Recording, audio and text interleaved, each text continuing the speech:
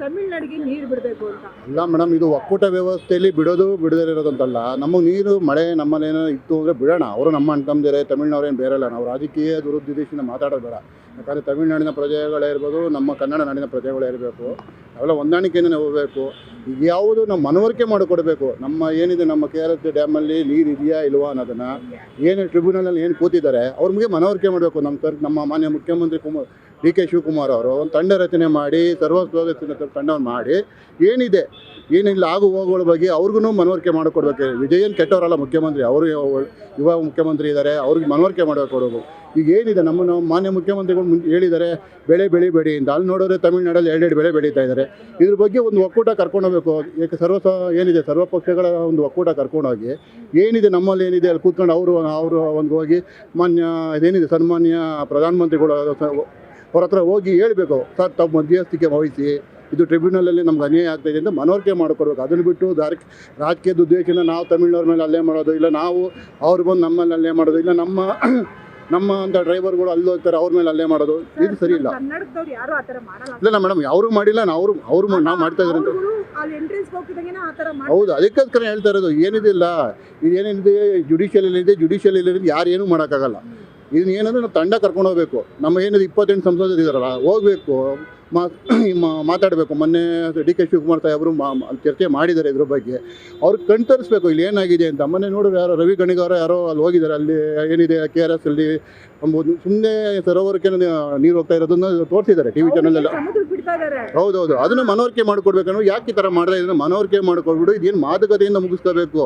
ಸುಮ್ಮನೆ ನಾವಿಲ್ಲಿ ಕೂತ್ಕೊಂಡು ಇಲ್ಲಿ ಬೆಂಕಿ ಹಚ್ಚಿಬಿಟ್ರೆ ಏನೂ ಆಗಲ್ಲ. ತಂಡ ಕರ್ಕೊಂಡೋಗ್ಬೇಕು. ಏನು ನಮ್ಮ DK ಶಿವಕುಮಾರ್ ಅವರು ಇದ್ದಾರೆ, ಶಕ್ತಿಶಾಲಿ ಇದ್ದಾರೆ.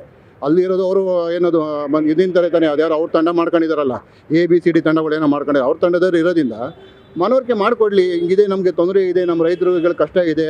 ಇವಾಗ ನಾವು ಬೆಳೆ ಬೆಳಿತೀವಿ ಅಂತ ಹೇಳ್ತಲ್ವಲ್ಲ, ನಮಗೇನಿದೆ 3 TMC 4 TMC ಬೆಂಗಳೂರಿಗೆ ಕುಡಿಯೋಕ್ಕೆ ನೀರು ಬೇಕು. ಇನ್ನು ನಮ್ಮ ಕಾವೇರಿ ಭಾಗದಲ್ಲಿರೋಂಥ ಜನಗಳಿಗೆ ಕುಡಿಯೋಕ್ಕೆ ನೀರು ಬೇಕು. ಅದು ಮನವರಿಕೆ ಮಾಡಿಕೊಡ್ಲಿ. ಅದ್ರ ಬಿಟ್ಟು ಸುಮ್ಮನೆ ಹೊಡೆದಾಟ ಮಾಡಿದ್ರೆ ಏನು ಪ್ರಯೋಜನ ಇಲ್ಲ. ಹೊಡೆದಾಟ ಮಾಡಬೇಡಿ ಅಂತ ನೀವು ಹೇಳ್ತಾ ಇದ್ದೀರಾ, ಬಟ್ ಅವರು ಯಾರೇ ತಮಿಳ್ನಾಡು ಮುಖ್ಯಮಂತ್ರಿ ಆಗ್ಬಿಟ್ಟು ಬಂದ್ರು ಫಸ್ಟ್ ಟಾರ್ಗೆಟ್ ಮಾಡೋದು ಕಾವೇರಿ ವಿವಾದನೇ. ಅಲ್ಲ ಮೇಡಮ್, ಅದು ನೆಲ ಜಲ ಗಡಿ ಅಂತ ಬಂದರೆ ನಾವು ನಿಂತ್ಕೋತೀವಿ, ಅವರು ನಿಂತ್ಕೋತಾರೆ. ಯಾಕಂದರೆ ಅದೆಲ್ಲ ಸೆನ್ಸೇಷನ್ ವಿಚಾರ ಇರೋದ್ರಿಂದ ಯಾವ ನಮ್ಮ ತಾಯಿ ವಿಷಯಕ್ಕೆ ಬಂದರೆ ನಾವು ಬಿಡಲ್ಲ. ಅದು ಯಾಕೆ ಬಿಟ್ಬಿಡೋಕ್ಕಾಗುತ್ತೆ? ಅದೇ ರೀತಿ ಇದನ್ನ ಏನಿದೆ, ಈಗ ನಾವು ಪ್ರಜೆಗಳೇನು ಮಾಡೋಕ್ಕಲ್ಲ. ನಾವೇನು 224 ಜನನ ಎಲೆಕ್ಟ್ ಮಾಡಿದೀವೋ ಅವರೇ ಮಾತಾಡಬೇಕು. ಇಲ್ಲಿ ಮಾತಾಡಿ ಏನು ಮಾಡೋಕ್ಕಾಗುತ್ತೆ? ನಾವು ಮಾತಾಡ್ಕೊಂಡ್ರೆ ಅವ್ರಿಗಿರೋ ಜವಾಬ್ದಾರಿಗಳು ನಮಗೆಲ್ಲ ಇದೆಯಲ್ವ? ಅದಕ್ಕೆ ತಾನೇ ನಾವು ಆಯ್ಕೆ ಮಾಡಿದ್ದು 220 ಜನ ಅವ್ರ ಮೇಲೆ ಮಾಡ್ತಾರೆ. ಇವಾಗ ನಾವು ಬರೀ ಓಟ್ ಹಾಕೋದಷ್ಟೇ ನಮ್ಮ ಅಧಿಕಾರ ಇರೋದಲ್ವಾ? ಈಗ ಕ್ಯಾಬಿನೆಟ್ ನಾನು ಹೇಳ್ದಂಗೆ ಮಾಡ್ತಾರಾ? ನಾನು ಹೇಳ್ದಂಗೆ ಮಾಡೋಕ್ಕಲ್ಲ. ಸನ್ಮಾನ್ಯ ಶಿವಕುಮಾರ್ ಅವ್ರು ಹೇಳಿದ್ರು ಮಾಡೋದಲ್ಲ, ಮ್ಯಾಗಡೆ ಹೈಕಮಾಂಡ್ ಬರಬೇಕಲ್ವಾ? ಹೈಕಮಾಂಡ್ ಹೇಳಿದ್ರೆ ತರಾಗೋದು. ಶಿವಕುಮಾರ್ DK ಸಾಹೇಬ್ರು ಬಂದು ಆಗ್ಲೇ 3 ತಿಂಗಳು ಆಯ್ತಾ ಬಂದು, ಇನ್ನು ಕ್ಯಾಬಿನೆಟ್ ರಚನೆ ಮಾಡ್ತಾರೆ. ಈಗ ಕ್ಯಾಬಿನೆಟ್ ಮಾಡ್ತಾರೆ, ಮಾಡೋದ ಅಂತೆಲ್ಲ ಮಾಡ್ಕೋತಾರೆ. ಅವ್ರು ಬಿಟ್ಟಿದ್ದು ಇಂಥ ವಿಚಾರ ನಮಗೇನು? ನಮ್ಮ ಕಾವೇರಿ ಅದಕ್ಕೆ ಹೌದು ಮೇಡಮ್, ಹೌದೌದು. ನಮ್ಮ ಜವಾಬ್ದಾರಿ ಇಲ್ಲ, ತಮ್ಮ ಮೀಡಿಯಾದವ್ರ ಜವಾಬ್ದಾರಿನ ಅದೇ ಇದೆಯಲ್ಲ. ನೀವು ಕೇಳಬೇಕಲ್ಲ ಹೋಗ್ಬಿಟ್ಟು. ಈಗ ನಾವು ಹಿಡಿಯೋಕ್ಕಲ್ಲ, ನೀವು ಹೋಗಿ ಹಿಡಿಬೇಕಲ್ಲಿ ಮೈಕ್ ಹಿಡ್ಬಿಟ್ಟು ಕೇಳಬೇಕು ಯಾಕೆ ಸ್ವಾಮಿ ಅಂತ. ಮತ್ತೆ ನಿಮ್ಗೆ ಸಿಗೋರು ನಮ್ಗೆ ಎಲ್ಲಿಂದ ಸಿಕ್ಬಿಡ್ತಾರಲ್ಲ? ಕೊಡ್ತಾರೆ. ಎಕ್ಸಾಂಪಲ್ ಹೇಳಿದ್ರಿ, ಸಚಿವ ನಾವು ಆಯ್ಕೆ ಮಾಡಿ ಕಳ್ಸಿದೀವಿ ಅವ್ರ ಜವಾಬ್ದಾರಿ ಅಂತ. ಈಗ ನಾವು ಏನಾದ್ರೂ ಒಂದು ಸಚಿವ ಸ್ಥಾನ ಕೊಟ್ರೆ ನನ್ಗೆ ಈ ಬೇಡ, ಅದು ಬೇಡ, ಈ ಖಾತೆ ಬೇಡ, ಆ ಖಾತೆ ಬೇಡ ಅಂತಾರೆ. ಅದು ಅವ್ರ ವೈಯಕ್ತಿಕ ವಿಚಾರ, ಅವ್ರ ಪಕ್ಷದ ಆಂತರಿಕ ವಿಚಾರ ಆಗುತ್ತೆ ಮೇಡಮ್. ನಮ್ದೇನಿದು, ನಾವು ಓಟ್ ಹಾಕಿದ್ದೀವಿ.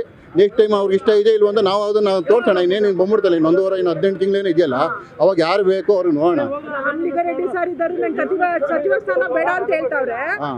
ಈಗ ಜಲಸಂಪನ್ಮೂಲ ಸಚಿವರು ಯಾರು ಇದ್ದಾರೆ ಈ ಗೊಂದಲಾಟ? ಇಲ್ಲ, ಮುಖ್ಯಮಂತ್ರಿಗಳು ಇದ್ದಾರೆ, ನೋಡ್ಕೊತಾರೆ ಬಿಡಿ.